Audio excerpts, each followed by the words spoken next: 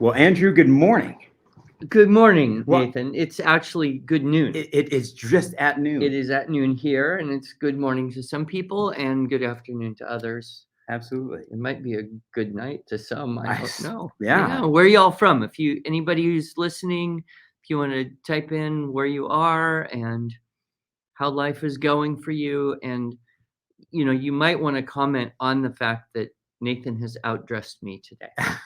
And did I see? I don't have the buttons, though. It's safer that way. It's safer by Yeah. not having the buttons because sometimes I've forgotten. Except sometimes the collar, Oh, yeah. twists up, That's and right. then that's lousy. But no, you're looking your normal professional self, and Thank you.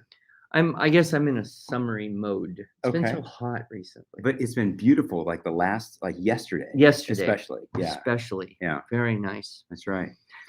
Well, and also, if not only where you're from, we'd also like to hear how things are going with Unit 7, because that's the unit, of course, we just completed this last week. Right? All you these are the great adventurers. They are indeed. The Yep. great adventurers who are still alive. That's right. So far, nobody said hello. We don't know if anyone is still alive out there or not. We have no idea. Unit 6 might have just killed everybody. Took them out. Too much elephants. That's right. That's right.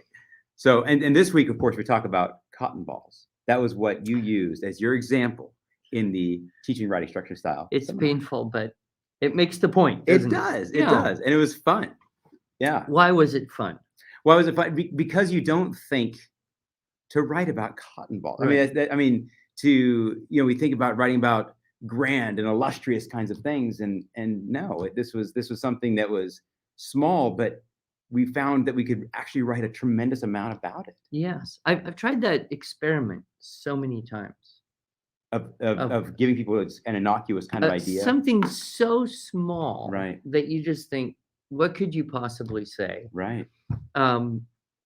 Spoons. Okay. What else? Oh, Q-tips. I discovered Q-tips are a massive subject for many people. Really? Yeah. Okay. Not for me, but that's the benefit of having other people. That's right. Probably the most obscure one I ever tried. I think this was a group of high school kids many years ago. Watching paint dry. Please write 500 words on watching paint dry. And you found a way. We did it. That's impressive. We did it. It's Yes. impressive. But good. Okay, so Linda's there from California. That's Welcome, great. Linda. She didn't even write hi. She wrote ho. Ha. Ha. Ha. She wrote ha. Ha. Oh, Hi. Hi. There you go. Yeah. Ha hi. She was Ho, ha, impressed hi. with your Hi that's ha right. ho. Absolutely. Well, I went through my Unit 7. I wrote about cotton balls in ways that I never suspected I possibly could. Yes. And as I was watching the actual seminar, I noted that you were talking about the frustrations some kids have with journaling. I know that's not exactly what we're talking about here. Right, but it's in the context. Yeah, of do you Unit mind 7. talking about the Journaling. journaling and maybe when journaling is helpful and why that might be a frustration to some kids? Well, a lot of people have this idea that journaling is a good thing, Mm-hmm. and I don't disagree with that statement. It's probably when and how to do it Okay. that is important. So I had at one time some middle school teacher or something who forced you to write in this notebook every day for 10 minutes or something. I think I had something similar. And it was just so stupid. Mm. There was no guidance, there was no instruction, and every day was kind of the same stuff. This is really boring and stupid. So there's an opportunity for honesty, perhaps. possibly, but it was the same middle school hormone zapped out, absent-minded emptiness. Mm-hmm, mm-hmm. But if you want to do journaling, then I would suggest two things. Number one, try to find the subject, like we narrowed it down to cotton balls. Right. So there were possibilities. Then you choose one. Then, once you got the subject, go through the process. List possible topics. Mm-hmm. Choose however many you need based on the target length of the composition. So if your target length is one paragraph, one topic, Mhm. or the subject equals the topic. Right. If your target length is 2 paragraphs, 2 topics, you just have to think of 2 things about aspects of, elements, topics pertaining to Mhm. cotton balls. Mhm. Mhm. Then if you want 3 paragraphs, you get 3, and that's usually when you roll into the 5 because you get those 3 topics. Then the embedded repetition of the introduction, the conclusion are helpful. Right. One of the things that, Webster pretty much always talked about Unit 7 in terms of 5 paragraphs. Mm. So that original My Dog model, the 5 paragraphs, introduction, 3 topics, conclusion. But as I started to teach over the years, I realized, well, number one, you can't really do that with younger kids Sure. Yeah. in a reasonable amount of time. But you don't want them to not have the chance to experience Unit 7, Mhm. kind of the extension of the other units, Unit 5 in particular. So I just got into trying to make sure everyone knows you can do Unit 7 with 5 paragraphs, just the way the model is, but you can also do it with only 1 or 2 or even 3. You could even do it with 4. You could even do it with 6 or 7 paragraphs. Sure. So there's lots of flexibility in terms of that. So the 3 things I would suggest, I guess I said 2, but 3 things, journaling. Define a subject. Help them walk through the process, define a target length in terms of number of paragraphs, Mhm. and that's part of that process, and then work from an outline. And that's So extremely clear. I mean, a student can do that. They don't As- have this nebulous kind of idea. a student can do it, and Yeah. if they need help with the content, then work as a team. Right. And that's kind of what we see even with adults. If you said, okay, everybody just do this on your own, some would be okay, some would be kind of stuck. Mhm. But if we get an outline going on the board, and then of course you've got freedom, use or don't use the things in this outline Right. that you want to. You're Right. free. You're free. But you've modeled that. So now. Yeah. even in Unit 7, even with journaling, even with creative writing, if that's what you want to call it, separate the complexity. First, think an outline, then put those ideas into prose. Mhm. And it just always comes out so much better. Absolutely.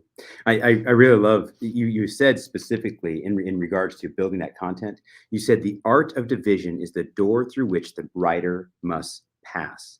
And it struck me that, I mean, it seems like this is the way to open the door to creative writing as commonly defined. I mean, this is the way to do it. Absolutely. And it's not like I invented this. Yeah. This is like a really, really old idea, but a lot of people never learned it. No, I never even heard of it until I worked here. Oh. I don't think I fully understood Unit 7 while I was teaching it before I worked here. Well, there's always greater levels of understanding. Absolutely. But that's why I think it's so dramatic. You say, okay, you pick some obscure thing like floor rugs, right? And you say, okay, how many people, if I said, take out some paper and write approximately 500 words about floor rugs, how many of you would find that a little daunting? Most people would probably raise their hand. Most people Yeah. do. And then you just say, okay, what are the things about aspects of topics pertain to? Get half a dozen or a dozen topics listed. Okay, stop. Now, how many of you think that that's not going to be as hard as you originally thought? Right. And it's a contextual shift. It's a paradigm shift. It really is. It's yeah. when new information or perspective changes your reality. So, and that happens with kids all the time too. Oh, for sure. And just personally, and I'm not sure if maybe it's just my own personality, but by the time I see you get done with that, with the class or whatever, I'm itching to write about. I mean, like I don't know. I can't wait to write about that subject. And before, floor rugs didn't appeal to me at all. Well, you're kind of a naturally and easily enthused guy, but it is that shift where knowing that you can, then is an attitude about doing it. That's right. Yeah. And so good. All right. Absolutely. So you did the whole 5 paragraphs? I did. Yeah. Can I see it? You can. I didn't type it though, so it's pretty messy. That's okay. Okay. I can read messy right. writing. Yeah. Okay, you got your decoration. I did. Because it's the whole checklist. now. Right. It's I went through. all dress ups, Yeah. variety of sentence openers, decoration triple. Yep. It's the whole enchilada. Right. So you got your decoration with a question. Uh-huh. I love how you had the statement, consider the cotton ball, and you inserted your ly word. I needed a 3. Kindly consider the cotton ball. Right. Which is so funny because it's actually a 6. Oh, sure. But you needed a 3. I needed a 3. Yeah. So I used it for that. And Nathan, Huh. you have the very advanced Yes. invisible number 4. I do. With a dual adjective there. I find that the 4, the invisible 4, I didn't mark it correctly. I didn't put the Well, dot that's around okay. it. You knew what it was. But I did. And it's I actually have found, maybe just in my own personal speaking, that one comes out easily for me. I don't know, but I really like it. You like it? Yeah, I like it. Probably Well, 'cause it's because you're a literary guy. there you go. And it sounds so literary. Yeah. Yeah. You're all wondering. I got to read it for you. Here's his third sentence. Invisible number 4. Humble and expensive. Inexpensive. Oh, yeah. Get my glasses on. Humble and inexpensive, comma. It appears to be just a bit of cotton fluff rolled and molded into the shape of a ball. Humble and inexpensive. Being humble. Who's being humble and inexpensive? Cotton balls. And I made sure that the thing doing the inging is the thing after the comma. Yes, There. even though there's no ing. Right. Yes, beautiful. Well, yes, it looks like you accomplished the goal and have the outline. Yeah. So everybody should have done that. Are there any questions? I mean, if anybody out there has any question about Unit 7, you're of course welcome to toss that into the chat right now. And if you later are watching this and you have any question about the Unit 7, just email us. And Nathan will probably be the one to answer it. Maybe so. You never know. While we're waiting for them to put some more questions up there, it also struck me that when you talked about author imitation, that I know that's kind of makes sense to talk about it in this framework. And they're so much fun. We watched Andrew many times doing this with SSS. You've done it in several of those classes, and the kids always just they love it. I mean, it is just so much fun to talk about. Christmas. What was it? Twas night before Christmas in the verbiage of Poe. That kind of thing. But there's no checklist when you do that. Why is that? Well, because an author may use or not use different style techniques. Okay. So it's an off checklist assignment. And part of the challenge of imitating an author is to figure out, okay, what do they do? Right. You kind of go down your dress ups, how many ly adverbs per 100 words? Mm-hmm. Some people would average higher, some lower, some maybe even 0, right, or a fraction. How do they use who or which, or do they prefer that? How many times? Do they use strong verbs? Which are some of the favorite verbs that an author uses? Right. Which are some of the favorite adjectives? I always teach the kids. I say, well, behemothing is one of my favorite words. I don't know why, but I mean, if I read a paper and you used behemothing, I'd be like, ooh, I love it. Because you just like it. Just because. Right. So if you knew that about me, right, you could, so you might look at a few of the words that seem to be cool ones that author used and maybe expand your vocabulary in the process. And sentence openers is super helpful because you can just put the numbers in the margin and you see what their pattern is. And you go, haha, they never used a number 4 once. And I find, just personally, that I cannot read now without seeing sentence openers. I can, but it comes up. It jumps out at me. Everyone experiences that, like for the first year after doing the TWSS, they tend to read everything a little more critically. That's right. And analyze the writing style. Yeah. And then average sentence length. That's something. Shortest, for sure. Longest. Average paragraph length. That's something. Tone. You can kind of look, is it more formal? Is it more colloquial? Is there dialect? Is it academic? Academic? Academic. So there's, And so once you have a repertoire of style techniques, then you can analyze someone else's writing and say, what do they do? What do they tend to avoid doing? And if you want to imitate that author, you can make your own checklist. Okay, so to there's a do checklist, but it's or not do. generated by the analysis. Yeah, I mean, you could formally do that, Sure, or you sure. could just kind of keep it in mind. Right. But yeah, that author imitation I have found universally is a favorite assignment Right. of kids, and it's a nice break from the grind, especially before you head into Unit 8. That's right. Yeah. Well, I have one more question about and so obviously that author imitation is not strictly Unit 7 in the structural. Yeah, mode you that we could were do it talking about, anytime you wanted, but it's so nice fun. to do it later in the syllabus where you have that mastery of the checklist Right. enough that you'll recognize all those things Right. in the other And they writing. do. Yeah, they for sure see it. Well, I have one more question. It's kind of more of a structural question here, but I don't know if you recall, you and I had a conversation one time. I used to struggle with the idea of background information in the introduction. Right. Because, well, specifically it came up when we were talking about history, like theme-based history books, because you go, well, what's the background information for history? Isn't it all background info? I mean, for some, it's just getting that in my head. And when my people that was in our co-op was having a similar struggle, that's what kind of got me even thinking about it. I'm like, what's the deal?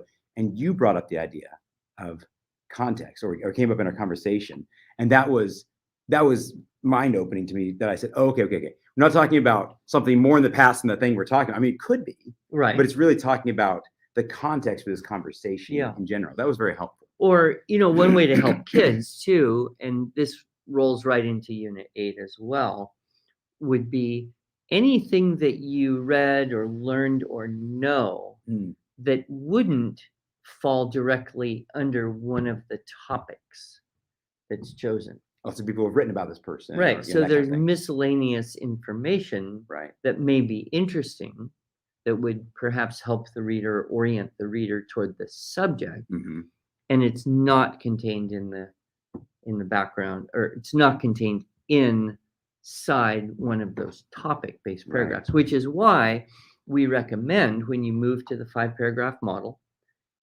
whether it's in Unit 7 or Unit 8, whenever you get there, write the thing from the inside out, right? Yeah. Write the body paragraphs first, then you know what you've said. Then when you go to construct the conclusion and introduction, you won't have the danger of repeating something. Right. Because if you write the introduction first and you write something, and then you go down to your outline and you write it again, then there's an element of redundancy that is not good. Right. Yeah. Right. Doesn't come across. So I would say specifically when you get into 5-paragraph or more length of compositions, follow that guideline right from the inside out. Yeah. I'm not sure I mentioned that in Unit 7. I think you did. Did I? I think so. Yeah, I believe so. But I'm certain if I didn't in Unit 7, it will be reiterated. Yes. Or stated clearly in Unit 8. Right. That's one of the big lessons I've learned teaching the kids. If you get them to write the body paragraphs first, then the conclusion and the introduction last, life is better. Life is a lot better. Did you do it? Yeah. Oh, yeah. You absolutely. did it. You wrote your body paragraphs first. It makes a big difference. Oh. And I mean, and like you said, I mean, the background information, if there's something interesting that I want to put in there and I couldn't get it into my body paragraphs, I've got a great place. Now you've got some place to put it. Yep. Yeah, that's good. right. That's right. So we have some people watching from New Jersey and Madison, Wisconsin. Okay. And so we certainly welcome you. Let's take a look at the Unit 8, excuse me, practicum checklist. Is there any kind of tips you have as people get ready to do their Unit 8? Because they finished Unit 7. They're getting ready to go into Unit 8. Do you have any tips or anything that you would want them to keep in mind as they're getting ready for that basic essay model? Well, a few things, and I probably say this on the video. Number one is you may have heard somewhere along the line from someone who does not like the 5-paragraph essay, who's actually opposed to teaching it because, and then they have their various reasons. It's too formulaic. It becomes a crutch. It doesn't promote creative variation, creative essay writing outside the model. It can be redundant and repetitive and boring. And so their main complaint is that that is not a good thing for students to use to produce a great piece of writing. Which I could understand those arguments. I don't completely disagree with everything that is said in that context. What I do question is what you want is a great essay. Where do you start? Right. Right. So if what you want is a student who can be creative, which essentially is combination and permutation of previously existing ideas. Absolutely. Nobody's going to sit down one day and come up with a brilliant, completely new, never thought of before by anybody way to write an essay. Right. They start somewhere else and they get to that. You got to start somewhere. That's right. And we've talked a lot about music analogies or sports analogies. Right. So, when you move into that, be careful if you've got in the back of your mind, I remember reading this thing or hearing this thing at a conference, or I remember a teacher who said 5-paragraph essays are bad. Okay. It would be bad to do it for their class, but it doesn't mean it's a bad thing to have learned. Yeah. And that working with the model helps to conform your thoughts to a process.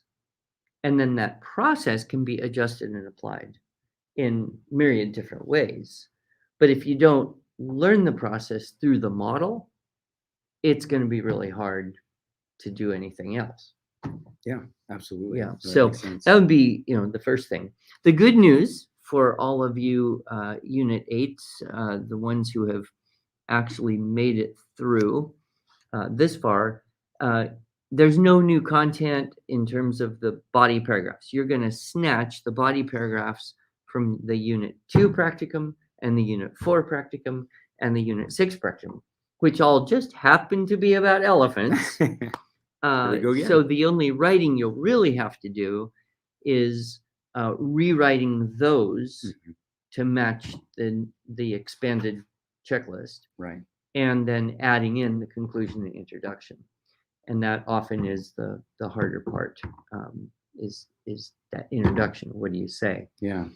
But it goes pretty well, and I think everyone can make it through. So it's not as though you have to write a whole new thing. Right. It's lesser of a hurdle than it would have been if we'd gone just straight. And the reason that I set it up that way, originally the reason I set it up that way was to save time in the live seminar when I was trying to get people to do that, the whole thing in 2 days. Right. But I gave up on that, get everything done in 2 days business. It just didn't work. But more importantly, that's a way for you as teachers to get your students writing their first essay, is to say, oh, look at that. We've got 3 paragraphs, 3 different topic-based paragraphs about this one subject. Now, let's put those 3 together and add in the framework, the conclusion, introduction. You just model a step-by-step approach. Right. And you're writing from the inside out because you had those 3 already done in Unit 4, Unit 6. So if you can work it, and we do this in some of the theme-based books, is we use the paragraphs from Unit 4 or 6 that are on the same subject to be the first essay's body paragraphs.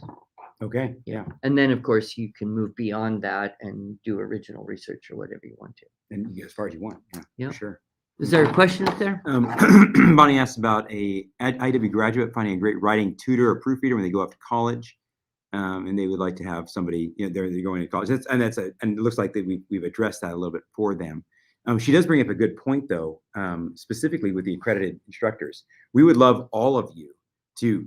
You're already doing the work for doing this thing, to become accredited instructors, and there is a great need. We get a lot of requests for that. Yeah. Hey, do you know any accredited instructors? And so, of course, we give them to our list. We refer people to our list. It's a great way not only to help people who are needing to learn to write and write well. And we even have teenagers who've done this course and become accredited instructors at the age of 17. That's right. Or maybe younger. I don't know. Yeah. I will say, Bonnie's question, she's saying, how does IW find a great writing tutor, proofreader when they go off to college? Most of the stories I hear is that the student who did this for several years Right. ends up They are being the tutor or proofreader for their roommate's boyfriend or something, right. you know. Right. But you know, that's a hard question to answer because it all depends on the school and what kind of import do they put on writing. Is there a writing center? Is it a classically oriented school? Is it a, you know, is it in a liberal arts discipline? So you know, I guess, how do you find anybody? Keep an eye out. Pray. But my guess is most of our kids who learn this, they end up helping their friends write papers. That's right. Because their friends went to a school or didn't necessarily learn about the structure and style. So they'll whip out their checklist and say, okay, now if you do these things, it's going to be better than if you don't. Right. So, right. But there are writing centers at most colleges, and they have people who are, you know, who love the writing English language world and will help with the proofreading. The trick for boys who don't like writing is to just find a girl who's really good at it, right? Charm her, and then, you know, who knows what can happen. I know any number of people who married their friend who helped them write essays back in college. College, for sure. So and of course our accredited instructors can help as well with that. I would add to that, my working here, I listen to you on the TWSS, you know, and that just that alone, by going through this practicum assignment, by going through these practicum assignments, that improved my writing. And so, you know, obviously you can there's people you can connect with, but also you can learn TWSS. They can learn the same way that you are all learning, and that would improve their writing as well. Yeah. We do have a question from Marion. She says, "What could I purchase for my senior in high school?" Marion, in order to answer that question, there's some more questions we would have to ask. I encourage you to either get involved with our customer service department at 1-800-856-5815 or email them at info@iew.com because there's some more questions that we need to ask to give you the best answer. Or go to... Oh, my kids. Yeah. Awesome, Marion. Or go to the website and chat. Yes. That's another possibility. Yep. But we do have that high school writing intensive still. We do have that for sale this year. And if they haven't done SSS in level C, I mean, that'd be a fantastic way to go. Would be fantastic, you know. But they would be able to help you navigate that specifically. Unfortunately, we can't talk about any of our top secret new products for next year. But it's a high school senior, so yeah. So well, we're coming to the bottom of the hour. I don't know if there's any more questions. Do you have a joke? Do you have a joke? Oh, I didn't even think to look at a joke. Let's see here. Fortunately, I do. Do you? Oh, I want to hear your joke. No, I'm short on you might have already heard this joke. Okay, let's hear it. Because I walked around the office, told everyone this joke. Okay. Actually, I got part of the joke from Professor Carol, one of my friends on the homeschool circuit. Only she hadn't developed it well enough for it to be good. Did she make this up? No, she just heard it. Oh, okay. But she said it's the only joke she knows. All right. So it's clue. It's kind of a musical joke. Okay. All right. Okay. But here's the joke. What do you call a mythical dwarf tapping his foot on a city transit system? I do remember this joke. A mystical dwarf. You have to say that because if you don't say mystical or mythical? Mythical. Mythical. Okay. Mythical. I don't know. Mystical could kind of work. Maybe. A mythical dwarf tapping his foot on a city transit system. But you know. I do know. What do you want to tell everybody? It is a metronome. A metronome. And actually, I do recall one joke, if you'll allow me, that Garrett, I believe, shared with you also. Someone else who worked. Some of his jokes are a little on the edge. This is a safe one. This is a safe one. Yeah. So, what do you call? I'm sorry. How did the 60s hippie cult leader, polygamist cult leader, keep track of his many wives? That is a borderline joke. Is When it you talk about borderline? polygamist, Oh, well. 60s cult leader, how did he count his His wives. wives? Yeah. Keep track of them all. I don't know. 1 Mrs. Hippie, 2 Mrs. Hippie, 3 Mrs. Hippie. I thought it was funny. It is funny. It is funny. Like dad joke level funny, but it's a little better than that, isn't it? It is, but it's not a good dad joke because then you'd have to have a Explain whole it. conversation with your about 8-year-old. hippies and the 60s Yeah. and polygamy. Yeah. Oh, well. It gets messy. Oh, we do have one more question here. Bonnie, or one more statement. Yeah, the last bit of advice might be the most important for a young man who simply needs a second set of eyes to catch those couple areas, which are just naturally weak, like commas. With the stress of starting college, I'd hope for a litmus test in case another IW grad would not be there in that writing lab. Thanks for the advice of finding an unofficial proofreader. I'll Yeah. pass it on. Absolutely, Yeah. Bonnie. Well, and we hear a lot of stories of oftentimes dual enrollment, homeschool yeah. kids who are, they have 2 or 3, 4 years of IEW under their belt. Then they go take an English 102 from the community college. Right. And almost always the report is, wow, where did you learn to do this? This is good writing. Right. Yeah. Right. So I think you're all safe. All right. Well, again, if anyone has any unanswered questions, don't hesitate to contact our team and roll on into your Unit 8. We're coming into the end. We're coming to the end. Unit 8 is the penultimate. Yeah, next to the last. The next to unit. the last. Yeah. I learned that word here too. Penultimate. Yeah, I Penultimate. like that. Yeah. All right. All of you adventurers, have a great rest of your week. And hopefully the both of us. No, I won't be here next Monday. Okay. I'll be in Lubbock, Texas. At the conference they have down there. Right, for that school. Mhm. So you'll have to find someone else We'll to find a way. bring a joke to the table. That's right. All right. Adios. Oh, wait. No? Laura says, don't forget the winner. Oh, the winner. Laura, I'm sorry, Laura. Can you tell me who the winner is of our thing? It is of our drawing. Our thing. All right. Oh, it is there it is. Alicia Markham. Alicia Markham. Congratulations, Congratulations, Alicia. Yeah. What does she win? She wins a gift card from IEW. So we are $5 gift card? Oh no, it's more than that. I believe it's 50. Oh, Yeah. So okay. help her out. So congratulations, Alicia. And you all have a wonderful rest of your day.